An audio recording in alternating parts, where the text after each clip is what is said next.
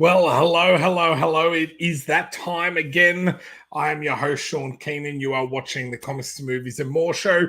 If you haven't already, please hit that notify button, that subscribe button. We go live each Sunday night, although last Sunday night I wasn't here because just like the couple of months leading up to the last couple of weeks, I decided to get sick this time and had a chest infection, so that laid me absolutely out. But I'm back at it. I'm feeling great, and as always, I've got my co-host and superstar comic creator Stephen. How are you tonight, mate? I'm good, and I'm glad you're feeling better. It's been a really rough couple of weeks, not just for you, but for your family. And I'm glad to see that everything is slowly on the mend. It's been crazy. It's like literally before Christmas, my wife and the bub got COVID. Then between Christmas and New Year's, the family got gastro, and then my little one ended up in hospital, and then I got a chest infection. So I'm like, touch wood, but I'm like, is this the our whole year done? I feel like in the last 3 months we've got now our sickness out for the whole year, and hopefully we can just enjoy everything moving forward. So, but super excited to be talking tonight, like Batman. Michael Keaton's Batman. That's what I grew up on, so I'm super excited to talk about that. Had no inclination of wanting to watch the Flash or anything to do with DC. But after watching the trailer, has got me a little bit interested. But we'll get into that more. And of course, I'm super excited to connect up with everyone that's watching as well, because it's been a couple of weeks. Let's start with that actually, because I think that's a really, really good place to start. So, if you guys didn't know, the new Flash movie is coming up. And to be fair, when I first watched the trailer, there was zero interest. And actually, I went in without hearing the rumors. I like to watch trailers blind as well.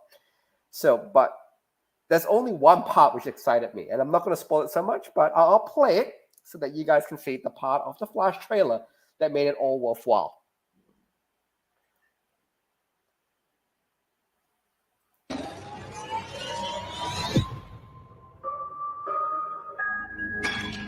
Oh. You are?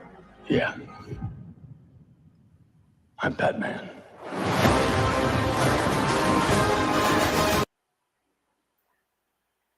That made the whole trailer.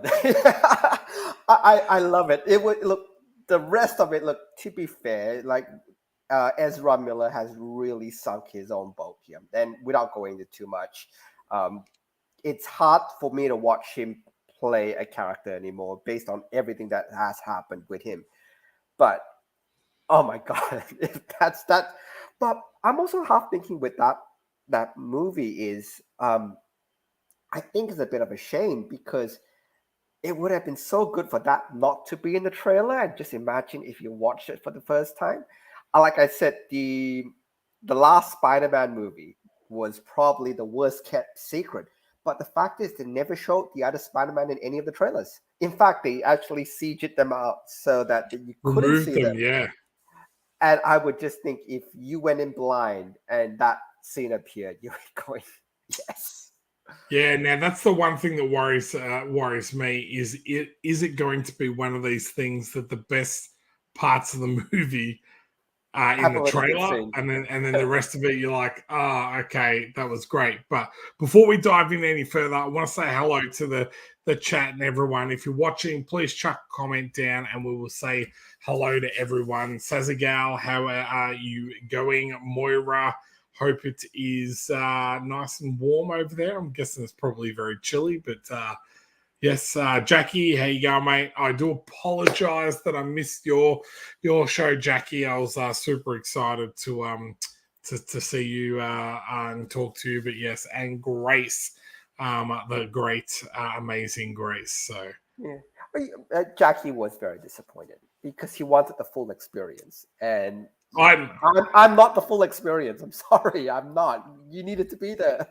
You were only half the experience, mate. Exactly. Half. So we have to get Jackie back, and you have to be here for it. So I promised him that. No, but before we get on to anything, this week I had some comics or graphic novels delivered.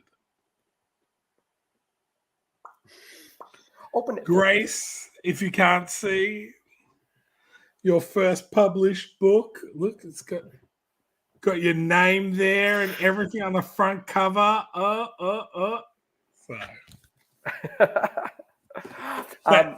The variant cover, like, it looks so beautiful. Have you told Grace? And I won't tell Grace that there's one thing in there that I know that she's going to she's going to come back to me, and I know it. So Grace, be kind when you find it. So it's all his fault. It's all my fault. Yeah. I think there's a couple. Like Moira's too cold. It's so hot in Sydney, but it's very cold up in up north. Like right now, I think what's it call it? Vic had like 40 degrees like a couple of days back. It's like I don't know what's going on here. My hay fever has been shocking. I actually reckon that's why I've gotten a chest infection. That it's been extremely hot and then cold. Even to the point the other day, it was 37 degrees here, and in 45 minutes, it went from 37 down to 20 degrees in 45 minutes. Like, the 17-degree change is just like ridiculous. But yeah, I thought it was freezing. I was just hoping that it might have been warm for you. So yeah. Oh wow! There's a girl said she's sunburnt, but good. Yeah, I've noticed that. I don't know about you, but me, I can't go out in the sun like I used to. And, old age, thinner skin, all that type of stuff. So, one half was there. That's right. I can't be Shaun. I tried, but I couldn't. And Moira said, "Awesome," and Grace is like, "I love it." Oh. You'll be in Melbourne next week. Get some stuff signed. Go if you've got the stuff. Grace, you better hit me up. You better hit me up. I might have a baby in tow, but you better hit me up. Oh no, but get some stuff. We'll talk about this afterwards. But Grace, ping him and get some stuff signed. Like, and then Shaun can sign it. And before we go any further, they're not in the chat, but I hear that you had a visitor in Sydney as well. Oh, yes. So he came down, actually. So the Nerds, he visited Sydney. He reached out to me, and we met up. We met up for coffee and a dinner. So, and funny fact now there's only one copy of Terra Olympus out there, which has both mine and your signatures on it. And he's the only guy who has that copy because... yeah, nobody's actually got it signed by two people. So there you go. And on completely like separate news, I know we always go off on a tangent here, but a couple of cool things that happened this week was there was the updated list from readers' favorites for Fractured Shards winning the Best Illustrator award. So that's all up on their website now. If I can, I'll even chuck that into the chat so people can actually have a list and have a look. And it was really cool to see that the Illustrated Graphic Novel Award was right up the top. So you don't even have to scroll through to find the winners. We're right up the top, which was really cool. And the other thing that I found, and I'm not sure whether you know this yet, Stephen, is that the long list for the best graphic novels came out for libraries in Australia. We've had several of our series on there. We've had Terra Olympus, we're in the teenage age group, which is fantastic. We've had Fractured Shards Volume 1 and 2 for the adult section, and then you've had Wordsmith as well for the children's section. So you're just smashing it everywhere, mate. Look, and one of the awards, which, look, to be fair, some awards, it's a nice ego boost, but the ones which are the library one is actually of big importance to me, mainly because it helps get more books into libraries. And what happens when it gets more books into libraries is, honestly speaking, more people read it. And I don't know, you probably are exactly the same as me as a creator. I do check out the libraries once in a while, and whenever a book is on loan, I get so happy because I know someone's borrowed to read it. I mean, there's no financial remuneration or anything like that. So someone borrows a book, I don't get anything. There's no money back for me for it. But to see it out on loan makes me so happy because somebody's actually reading it. And I don't know if for most people out there, that's why you do it. You want people to read your stories. And that's why that ALIA one was of really, I was really, really happy. And just see what happens. Like it does. And that's why also I love the those reader favorite ones, because like they give you like these fancy little stickers that you get to put on the on the book, which is cool. But like in our field, in the graphic novel section, like there was literally over 1,000 entries.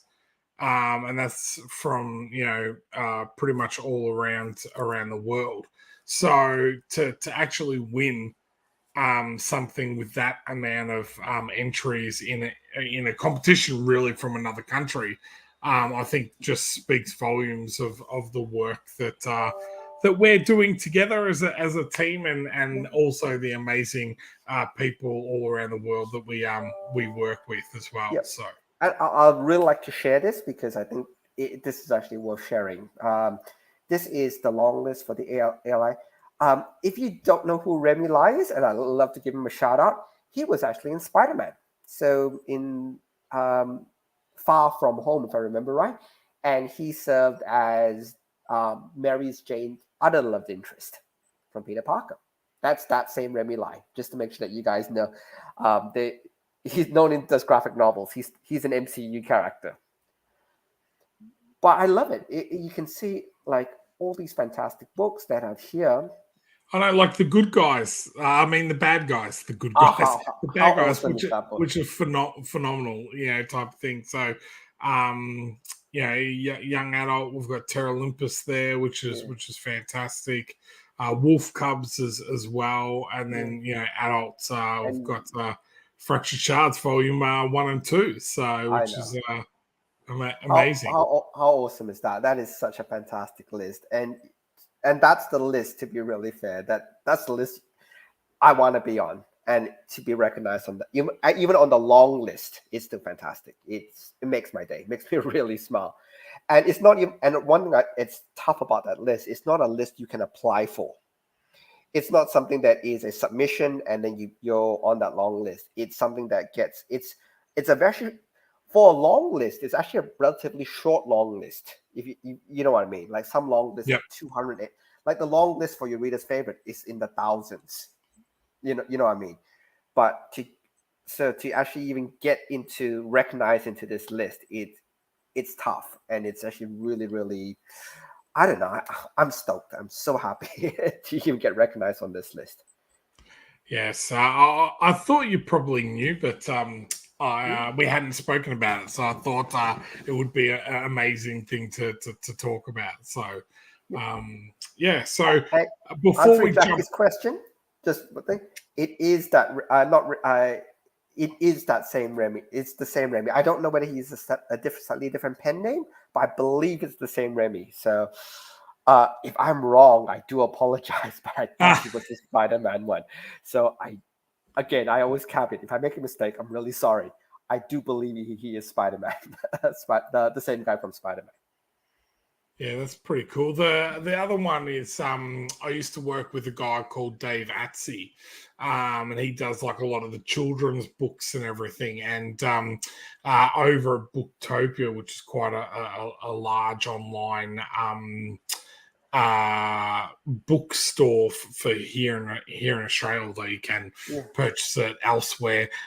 His book for Doe's got nominated, which is fantastic. So a shout out to Dave. He's a really nice guy and really has worked hard on his craft. So to be fair though, and I just want to make it clear, Booktopia isn't just a small one. It is Australia's largest online book retailer. Yes. It is the Amazon or the Amazon equivalent for Australia or the book depository equivalent for the UK. So props to Dave. Which you can find Fractured Shards, XCT, Wordsmith, and Terra Olympus on all of those sites now. We don't need to do the hard sell. Yeah. But back to the movie, because I've got so much I'd like to cover for this movie. And nice to meet you in person, nerds. It was really, really fun. And like I said, you own the only double-signed copy of Terra Olympus out there. I can promise you that because I have not signed any book that Shaun has also co-signed for Terra Olympus. I'm 100% certain of that. So you're the only co-sign. You've got the only double. I don't think we've signed any of our books that we've worked together on. We should actually. We really should. But Nerds owns the only copy of it. So happy for it to be declared that way. Anyway, so Batman 1989. There's so much stuff I want to cover. So I'll cover two things. One thing first, which I liked. It was I think I was in primary school at the time. It was the biggest movie for that last couple of years. And the cards came out for it. So they had little, like, it's in those little wax packets. And basically everybody was getting those cards. But one thing I found, and this is, again, looking back with rose-colored glasses, so I'm looking back on a bit of history, nostalgia, is that different card, all the cards actually had the same rarity. It wasn't like you opened as a hologram one or there. They were all exactly the same. And everybody was trying to complete the set. But one thing that was really, really weird was that even my primary school attributed different cards to have different value. Although if you think about it, they're all exactly the same in terms of, number 1 is as common as number 200. So, but we had different values. And it might be telling but the two cards which I remember which had the biggest value, which is the two cards everybody wanted, neither of them were Batman cards. They didn't actually, Batman wasn't the prominent one. So the first card I remember, which had a high value, so if you had this card, you were the bee's knees, and you could trade for 10 other cards, was this one. And I'll share it. And you can probably figure out why. But this was the card that was the bee's knees. Because it looked cool, and it was the Batmobile. And Shaun, I haven't prepped you with this one. Can you guess what the other card was, which wasn't a Batman card? That was probably the highest, at least in my primary school, the highest, most valuable card of the entire set. Was it the Joker in his melted type face in one of the last scenes? Like, I think he's got a chef hat on. Or something. Not a Joker. Not a Joker. Not a Joker. Not a Joker. No. I'm sure I had the whole set, so I was one of the lucky ones that have been able to do it. So this was the most valuable card in my primary school. Vicky Vale. The thing is, when I look back on it and with the nostalgia gloves off, the Batmobile I could understand. Don't get me wrong, because it's a cool looking card. It's also a cool looking vehicle. But Vicky Vale being the hottest card, it was like. How old were you, Stephen? It does really 10. Depend on what age. I think I was 8 turning 9. I'm about the same age as you, so about that. So yeah, but Vicky Vale was the hottest card, and that's the card that everybody wanted to complete the set.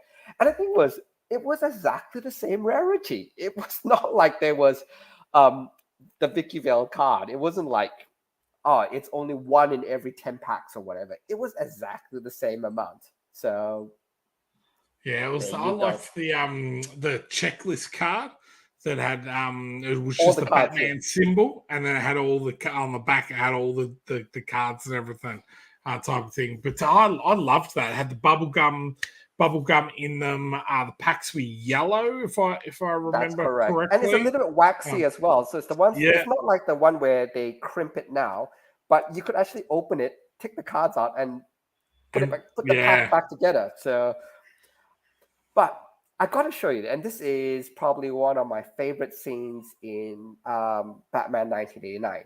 And I know I've actually prepped this, got a lot of clips to show you guys.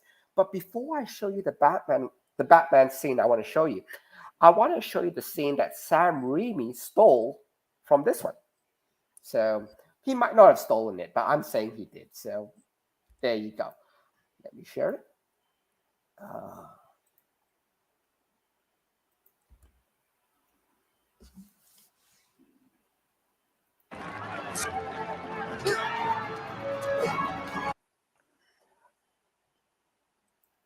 Do you remember that? In the original Spider-Man with Tobey Maguire? Spider-Man 3. So if you think about that in terms of the scene, so I don't know if you remember, but final fight, Venom is there, Mary Jane is screaming her lungs off as per normal, Kristen does, and then Spider-Man is swinging to save the day, but he still has time, because that's what heroes do, to pose in front of the flag for a couple of seconds before he flicks the saber. And the reason I showed that is Batman did it better. And I'll show you the scene from Batman, which did it better. And I think you know which one it is now. But if you can cast in mind back to the nostalgia part of it. So, where was it?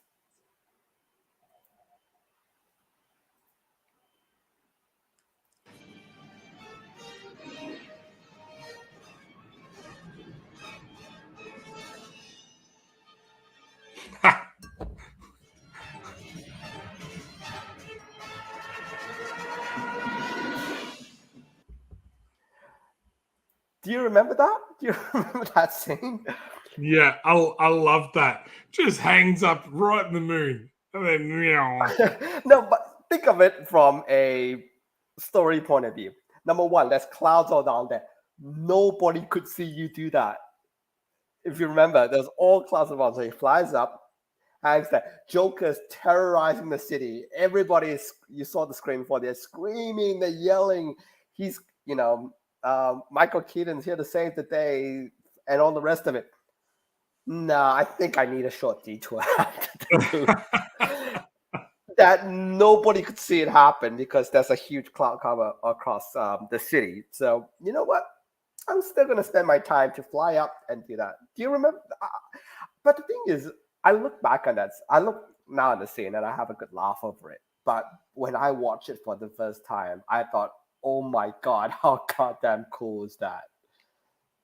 Yeah, it's funny because I think depending on what era you grow up in is like kind of who's your Batman. Like I know earlier Moira said, oh, Michael Keaton is my Batman. Now, when I was really young, I can kind of remember the reruns of I would have been probably the 60s or 70s, the Adam West Batman. And was kind of like, would watch it, but thought it was a little bit silly and everything like that. But watching this Batman, I was like, oh my God, this is phenomenal. Absolutely loved it. Thought it was great. And then it was quite a few years later that they then did Christian Bale's Batman. Was never a huge fan of the cut between the different Batmans after Michael Keaton, unfortunately, which was Val Kilmer and George Clooney. Like how you can have a blonde Batman? Like, look, I didn't mind that too much. I think they went the too campy route. Like Michael Keaton, like you gotta remember, this Batman, although it was dark, but it was still not not as bad as say not bad is the wrong word, not as dark as Christian Bale's Batman, but it was not that campy. Like Joker was still doing absolute horrible stuff. He was. There was a couple of jump scares as well. If you remember, there was one jump scare where I think Alicia turned the face, and then you saw that she was half Jokerized and stuff like that. There were quite a few really big jump scare moments in this. So, although it was still a relatively fun kidsy movie, it was still pretty dark. So, and then I think they went a little bit too campy. That's probably my only take. Now, do you know what the rating was for Batman? Don't Google it. Don't Google it. I can see it. I'm about to. I thought it was like PG-13. Again, hands here, so I'm not Googling. Hands up here. I thought it was PG-13, to be really honest with you, because I remember they wanted to try to get that younger crowd in. Yes. So it was PG. And it's now been reclassified as M. I think that's very fair, because there has some moments in there you're thinking, oh God, how can you expose some kids to this? So it was quite interesting, because when I was looking at it, I was going, geez, I was only 8 when I watched that. I was like, my parents let me watch that. That's I find that a little bit surprising. And then, then when I Googled it, I saw that on the old posters it's got PG.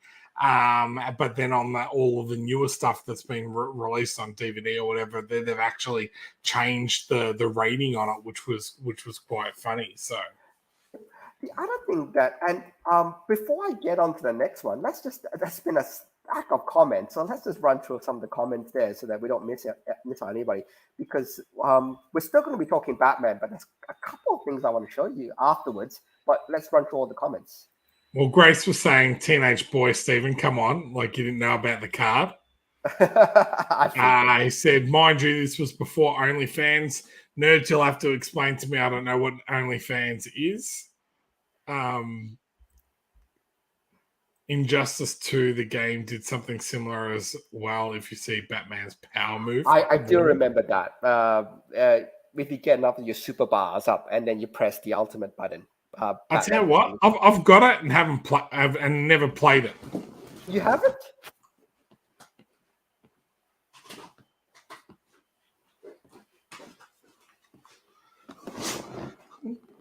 It's there. It's actually a fun game. I've played it. I loaded it today. Fun trivia fact up, and this is something, again, stuff I prepared earlier, so another fun trivia fact. Where was it?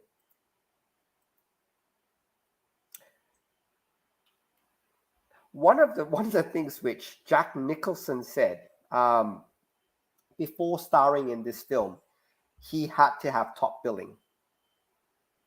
So if you go through any of the old promo materials or whatever, he appears every single time before Michael Keaton does. He refused to do this film. I've never noticed that before. So contractually, Jack Nicholson, because Jack Nicholson at the time was a much bigger actor than Michael Keaton. Michael Keaton was still very much a comedy actor, and this was probably one of his first big action roles.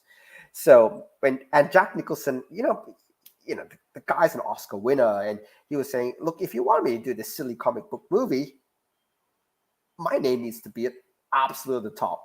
And that was actually written in one of his contracts, if I remember right, that said, either I'm before Michael Keaton and before everybody else, or you don't get me. So there you go, Jack Nicholson. Will appear before Michael Keaton every single time.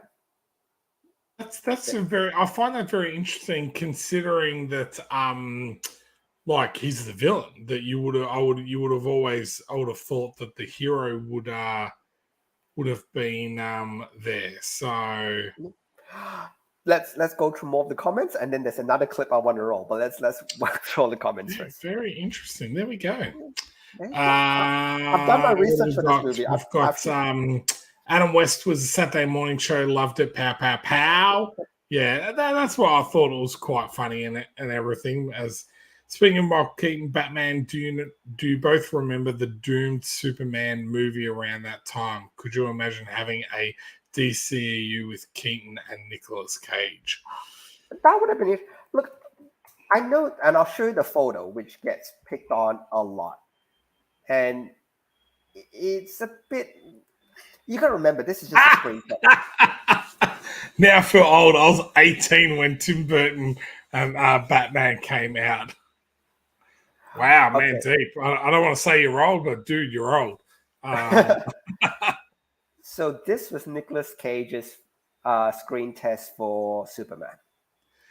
I know, but that's not the final suit. Like everyone exactly. hangs on it. Of course they would do better than that. It's just I love Nicolas Cage, and there's certain movies like Con Air, The Rock, that I absolutely love his character and him as an actor. Gone in 60 Seconds. List goes on and on. Superman, I don't know whether I can see him as Superman. And, I grew up on the Christopher Reeve Superman. But, modern era, I think it's going to be very hard to replace Henry Cavill.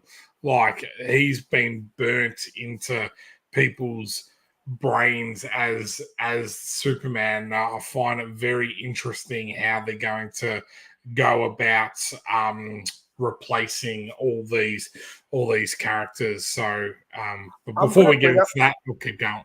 Yeah, Grace, no, please.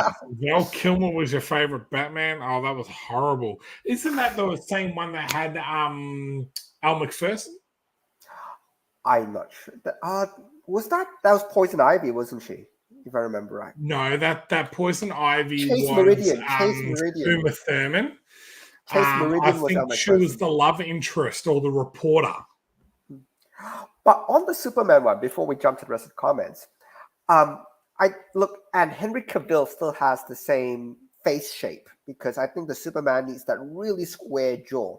I think this guy is not a bad cast for it. And I'll show it to you. And he was in the Superman movie as well. So you know who I'm talking about. Brandon Roth. I think he was. You don't think the square jaw? I think the square jaw fits that was one of the worst Superman movies I've ever seen. Oh no! I hate Kevin Spacey, touches little boys. Let's not get into that. No, forget Kevin Spacey, but Brandon Roth as Superman. I didn't like him. The only thing I liked about that film was when he got shot in the eye and the bullet,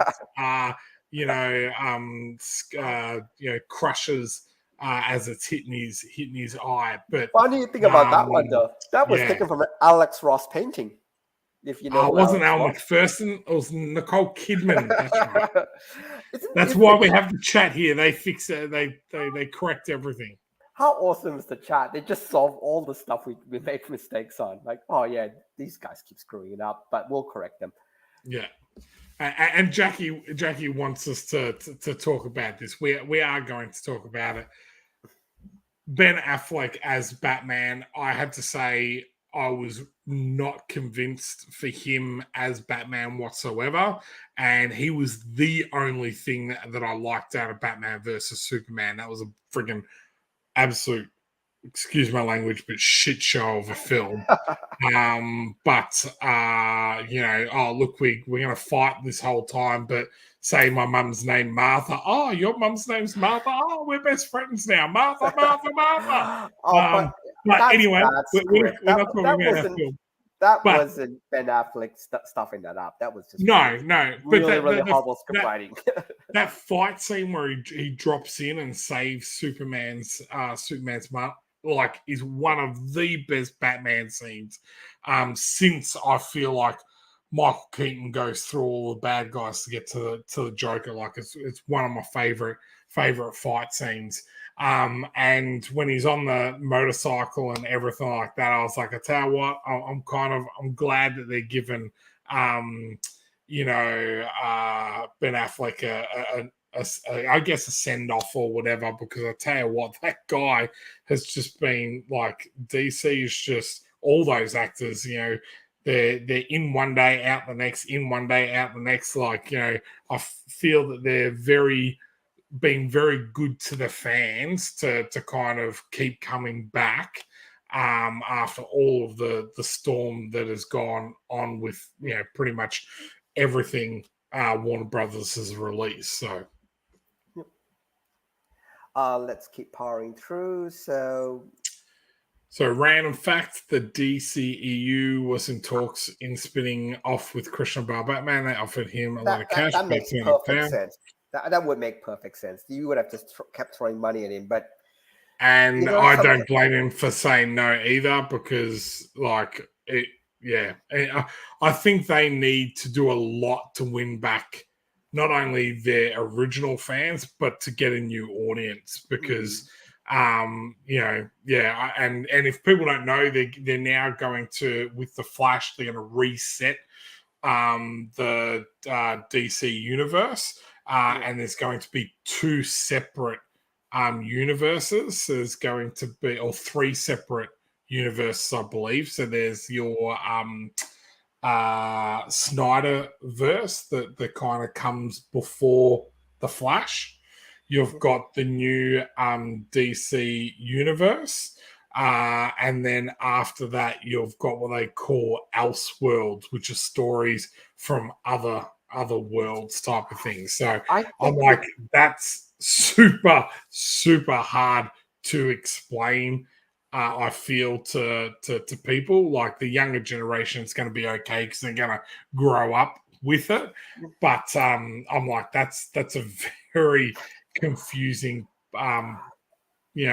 way to kind of release films. But definitely. But again, I have to show this clip because I agree with you. It is probably one of the coolest Superman clips. So I'll cue it up. And it's actually worth watching just because it's such a cool clip. You know what this one is.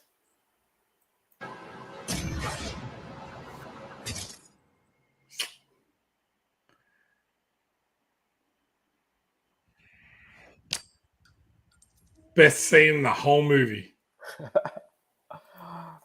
I love the fact that they both look down, and they just both look down in slow motion, like it's gold. So, what else? Max, hey Max, how you going? Batman co-creator Bob Kane agreed with you, Grace. Bob Kane was also one of the consultants on Batman 1989 as well, just in case people didn't. There is no Superman other than Christopher Reeve. Hate to tell you, Moira, there has been several Superman since Christopher Reeve. Just to put it out there, I do apologize. Love Christopher Reeve, but Henry Cavill smashes Christopher Reeve. I'm not getting into this fight with you, Moira. I'm staying. I'm being switched. Oh, you're too nice, mate. You gotta have an opinion, mate. This is an opinion I'm being chat. Switzerland here. Switzerland here. What else is there? What have we got? Yes, thanks for the validation, Max. Agreeing with each other.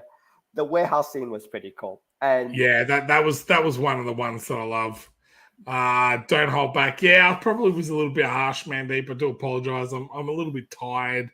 I can hear my daughter screaming out there, so my wife's just about to go get her, and then I'll do the later night shift. So I do apologize. I'm a little bit cranky and a little bit irritable. Lucky I haven't watched the Princess Diaries or any of those. Bride. The Princess Bride. See, it's that crap of a movie. I couldn't even remember the title. Princess Bride was Anne Hathaway. Again, very good film. Very good film. Maybe not a cup of tea, but it's there. Good Batman, but too much stuff outside Affleck's life. Cut his time as Batman short. Yeah. Well, I'll tell you what, if I was married to J-Lo, I can tell you I probably wouldn't want to do much than spend time with J-Lo. You can take that as you will. Who would you predict to take the Batman mantle? Oh, wow. Okay. That's a tough one. What would you think?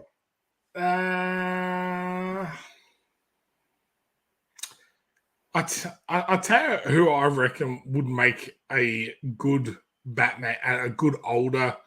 I shouldn't have said older now, but I would literally like to see Dan Furigel play Batman. I think he is a little bit taller, but when he builds up, he's got like a really good build on him.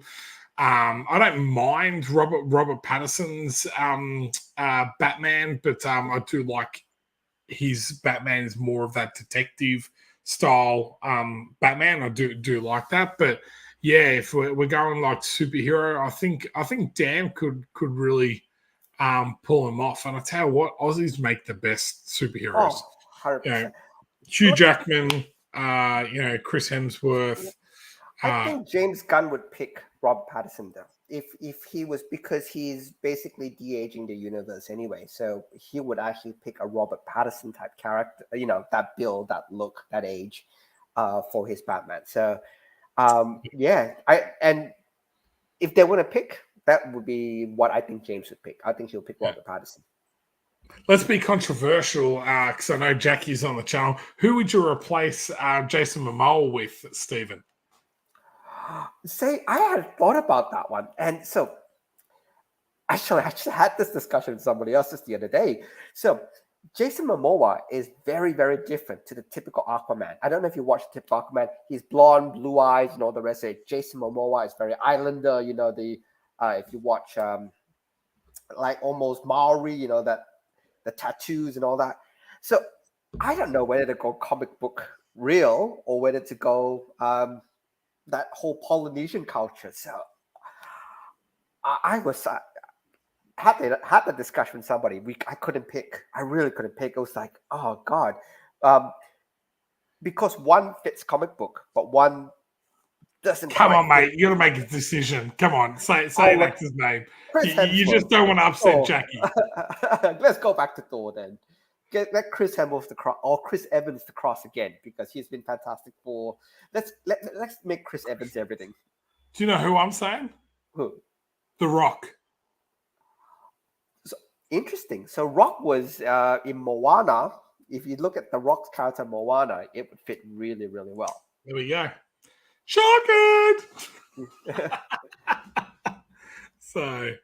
Let's keep going down. Nerds said, imagine Dan as Green Lantern. Oh, no. I reckon Chris Evans would be a good Green Lantern.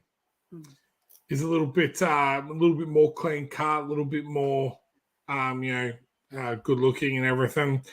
But yeah, there we go. Look, you picked on Princess Diaries. The chat's now angry. It's not my fault. I didn't. I love Anne Hathaway. The Princess Diaries is great. It's the Princess Bride.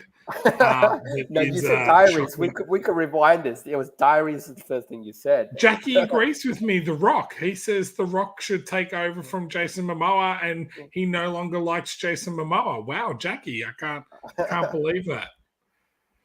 Okay, we better jump off now. I think I've upset Jackie. He's going to blow up the chat in a sec. So the next thing I want to show you, and this is actually a lot of fun. Again, dragging back to Batman 1989. If you notice, the suit for Michael Keaton he had no neck. And they actually made a joke of it in Christian Bale's one, where it goes, I need to stop moving my neck and stuff like that.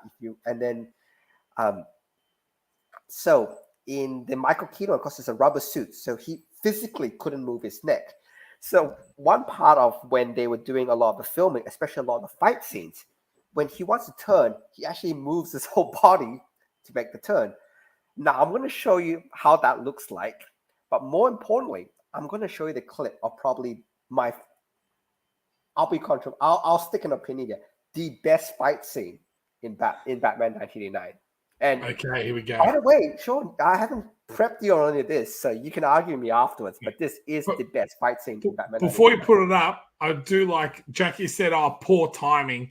He says poor timing. I say it was perfect timing. I grabbed the comment they put up beforehand, which I hadn't shown, and used it perfectly in time with our conversation. So, Jackie, it was a great timing. So, Okay, so again, two things this thing will show is how Michael Keaton walks in the suit, and there's actually been a clip where it just shows him just walking when he turns, and the best fight scene, bar none, in Batman 1989. So let me just cue that one up. And if you disagree with me, you're wrong. I'll just come out and say that.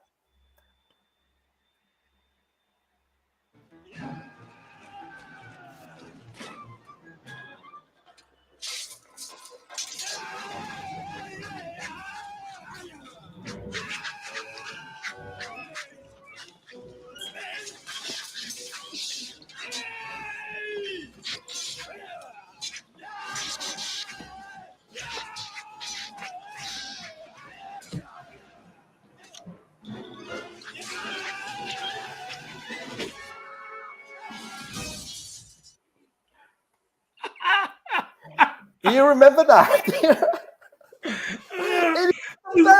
the whole movie. You watch just for that 10 seconds.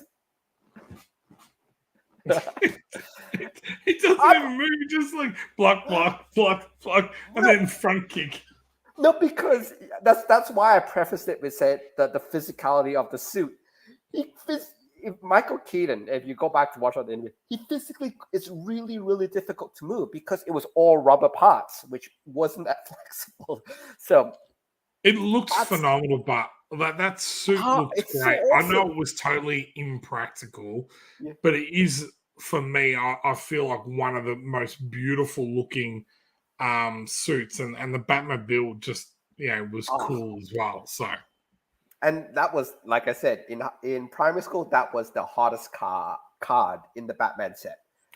But I don't you love that fight scene? It was everything you wanted, like everything I wanted anyway. Just to say, but if you bring up Moira's comments, it was actually. Oh, by the way, hey Max from Atrocity, glad to have you on. But the comment from Moira, there was actually a very similar scene in Indiana Jones, if you remember it. That's them fighting words with Jackie Moira. And two people brought it up.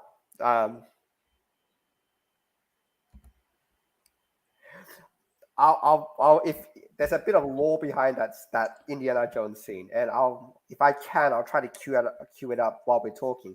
But the lore behind that scene was that Harrison Ford was really unwell. It was actually meant to be this epic fight when him using his whip to grab the sword out of that guy's hand and everything. And Harrison Ford was like, you know what? I'm sick. I'm tired. I'm just gonna shoot the guy. And then they're going, no, you've got to do the fight scene. No, just gonna shoot the guy. And they filmed him shooting the guy, and that was it.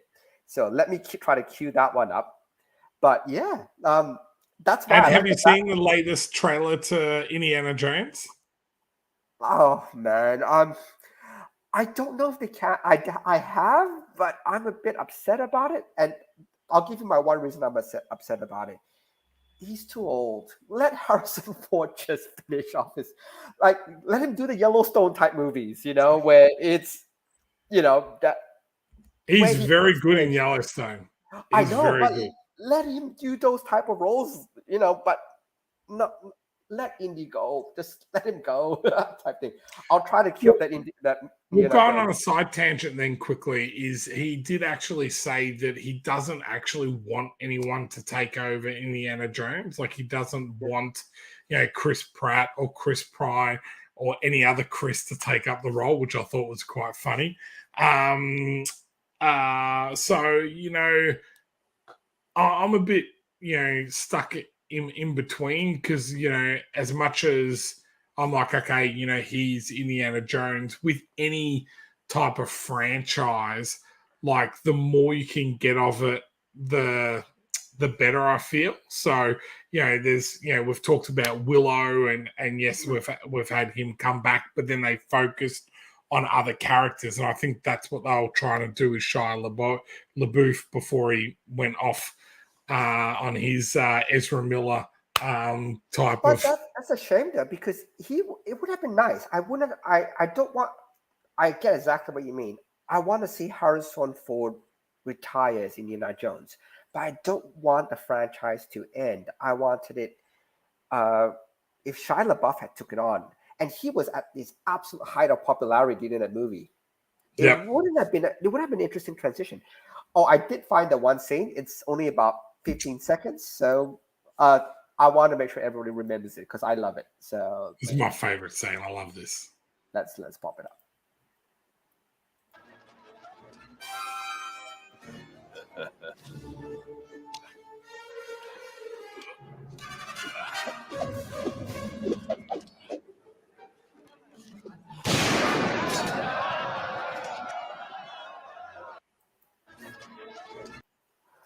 One thing I didn't notice. Did you notice that how you say he's unwell? Right before when the guy takes the sword out, he actually is going like that. No, he was he's wiping the sweat away, and that is like as if he's not like he might was actually not well. I'd never noticed that before until he was actually sick in that scene. So the original scene actually called for him to use the whip, grab the sword, throw the sword away, and then it comes down to him getting into a fist fight with the guy. That was meant to be the original scene. And it's going, I'm not doing this. And you know how Harrison Ford is that really gruff actor. Like, what you see is what you get. And he's going, no, not doing this. I'm just going to shoot the guy. And that's the one they kept. So I love it. Absolutely love it. It's great. It's really good. It's funny, like, how much, not either sequels and that are coming out this year. You've got, Ant-Man that's just come out, which is the third one in that franchise. You've got Shazam that's coming out, which is the second one of that, which is going to mean absolutely diddly squat because he's not going to be in the new universe. I don't know why you'd bother even going to see it, but hey. You've got Indiana Jones coming out. They've just Warner Brothers and New Line Entertainment just signed a new deal to do more Lord of the Rings films, which is crazy. You got Guardians 3 coming out this year as well. Transformers. Isn't it? Or 8? Sorry? Is it number 7 or number 8? The Beast one, yeah. 7, I think. 7, I think it's 7. So the last one, Age of Extinction, was just absolute. No, the last night. Age of Extinction, I was kind of like, okay, it's getting a little bit but the last night was just horrible, just really bad. And then then you've got this new one, which reverts back to a little bit more of the old school type of how the Transformers look. So, because Bumblebee was amazing. I really enjoyed back that. to the 80s/90s cartoon like styles and everything was phenomenal. So, and then I watched the Netflix series, which was just fantastic as well. So I'm really looking forward to seeing this new one with the Beast Wars because it kind of looks kind of cool. So yeah. Actually, on that same tangent, I was having this as a chat with somebody today, and it's about the MCU. And by the way, I'm not saying which is right, which is wrong, but we were discussing, what's going to happen to it. Phase 4, Phase 5, Phase 6, and all the rest of it. I know Phase 4 is over, so it's Phase 5 and 6. What's going to happen there? And what made sense was like the problem with the MCU rather than the comic books is these actors are real people. So Robert Downey Jr., the Harrison Ford, they're all going to get too old for their character. And Indiana Jones, I think he's too old for that character now. And so you then have a choice as the production owner of Marvel. You have a choice to reboot the entire thing, which is what DC is doing. You have a choice to recast, which they do very sparingly. You know what I mean? Like very few characters. Or you have a choice. War Machine. Yeah, War Machine and Mark Ruffalo's Hulk. But again, it's very few and far between. Like most of the characters. Eric Banner's Hulk, thank you. That wasn't part of the MCU, though, technically. Anyway, we'll get to that Hulk discussion. And the last thing is to pass the mantle on to a new character. And not saying which one's right or which one's wrong, because DC's doing the reboot angle. Marvel's really taking not the recasting angle, but the handing the mantle over angle. And if you ran MCU, which one would you take? Would you go recast, reboot, or pass the mantle? I'm a big believer of doing the hand on. I don't think, and the situation was horrible that it didn't work for Black Panther. In Wakanda Forever because of just not being able to tell the story that they want, but passing on that mantle is, I feel, a stronger story. Like, I love Spider-Man. I love Tom Holland's Spider-Man. But the best thing I love about Tom Holland's Spider-Man is he's actually growing as a character. He was a teenager. He got blipped away, or he fell in love. Then he got blipped away, and he's come back, and he's now like trying to navigate all of that stuff. Then he reveals his identity, and then, well, I won't spoil it, but then whatever happens, too long already. happens after that, and now he's moving on to his next phase of his life. The biggest thing that we've always talked about on this show is that with comic books, it's really hard to get someone into to read a Spider-Man story when you pick up the comic book and it's at 475. Oh, it's exactly. Like, do I need to read all 475 things? So for me, it needs to be a story that has a beginning, a middle, and an end. And that end is that passing on the mantle, or them dying and someone else getting similar powers or whatever. It doesn't necessarily have to be them going, I cannot do it anymore, and the power's over to you. Like, it can be different. You can think of different ways of how you pass on that mantle. I would definitely, for me, I don't think, like, I understand that they've already shot the Flash and it'd be a waste of money to just can it. But when you have like several movies coming out that have no relevance whatsoever to anything that you're going to build, like, for me, I'm like, I'll just wait for them to come on free to air. Like, I'm not going to go and spend money to go, I want to know what's there, and I want to see the end credit scene and know what's going to happen in the next thing. And then going again off on a little bit of a tangent with MCU is the universe getting too big the way they're connecting it. So again, when we talk about good storytelling, is I like, say Winter, Captain America First Avenger, and then Winter Soldier, because that story is a continuation of Cap and Bucky's relationship. But the issue with what they're doing at the moment with Phase 4 and Phase 5 is everyone needs to watch everything to understand what's going on, and I don't think that's a great idea of how to keep a universe going, because this is the big thing with comics, which I feel like they're making the same mistake in the film industry, is people stopped buying the comics because they're like, I'm not going to go and watch 50. I'm not going to go and buy 50 comics to know the full story of every single issue of, I have to get Batman, I have to get Spider-Man, I have to get Wolverine, I have to get this, I have to get that to do the one story arc type of thing.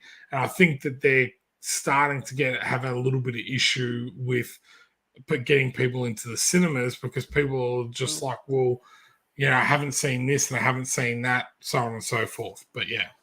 No, but what they're doing in comics now, I stopped collecting single issues a long time ago. But what they're doing now, which I think is actually really smart, is they're actually making writers write in arcs, like 4 to 5 issue arcs. So Exactly like you said. Oh God, this is number issue 416 to 4. I have no idea what I'm doing. Doesn't matter. If you wait until it comes into a trade paperback with the 5 issues in this arc, you can just pick up volume 7, and volume 7 you can just read it and you can understand what's happening. So both Marvel and DC have moved on to that very much arc format. Except if you they have the crossover events. Oh yeah. So at the moment, I do my Star Wars comics, and okay, I don't collect every single title. So the issue with that is that I'm missing parts of the story, because you have to have I know you have to Dr. pick up the Aphra, you have to have Darth Vader, you have to have bounty hunters, you have to have Star Wars, then you have to have Crimson Empire, then you have to have the one shot, then you have to have, and it gets, it's crazy, isn't it? It gets to a point where you're just like, this is crazy, and I don't know, I just feel like, the industry hasn't learnt anything in regards to collecting and how to keep people collecting and get new people into collecting. So I feel like, people do it for a certain amount of time, and then they look at all the boxes around them, which I'm sitting here, I've got 20 long boxes of comics, and then I've got all the Aquila graphic novels sitting next to me as well, and just go, like, how am I supposed to just even store all of this stuff? So well, Aquila is going up to all the backers. So again, if you're in a backer of Aquila, it is coming your way. So it's all there. So Shaun will be slowly leaving your place to leaving Shaun's place to your place. Oh look. Yep. This week. So most of them will go out this week. There's only a couple of things that we're waiting for. Some of the drawing sketch awards, they're just being shipped over to us, so that's going to delay a little bit.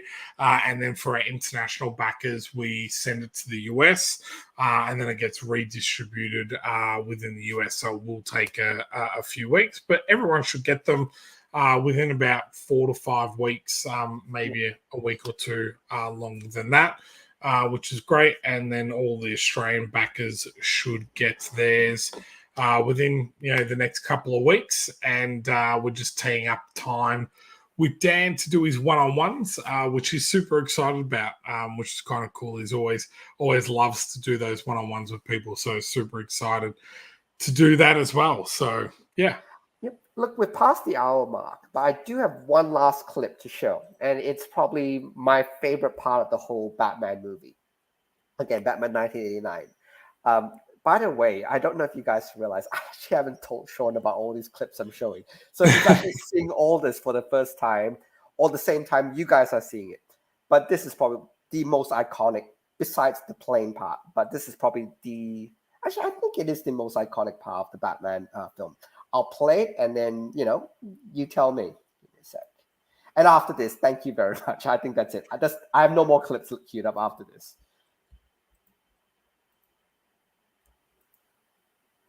Tell all your friends about me. What are you? I'm Batman.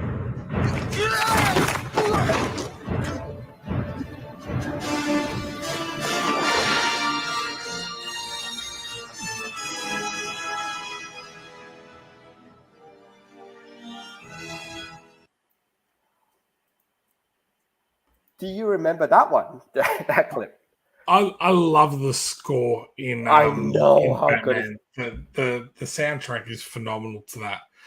But yes, we've come to the end of the show. Thank you everyone for chiming in. I know that I went off on a bit of a tangent there, which seems to happen each Sunday night. I know, but we covered a lot of Batman stuff, which I really love, because I know I'm picking it. I really do love this movie. This is probably one of my favorite movies of all time. So I actually like Batman Returns better.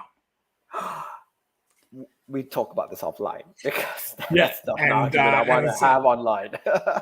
And if anyone knows Doug Jones, who was the Silver Surfer in Pan's Labyrinth, he's Saru out of Star Trek Discovery. He was also in Batman Returns as well. So as a circus performer. So a little bit of tidbit information. But thank you, everyone, guys. If you haven't already, please hit that subscribe button, smash that notify bell. We go live each Sunday night. We will see you next week. Have a great and safe week. Till next time.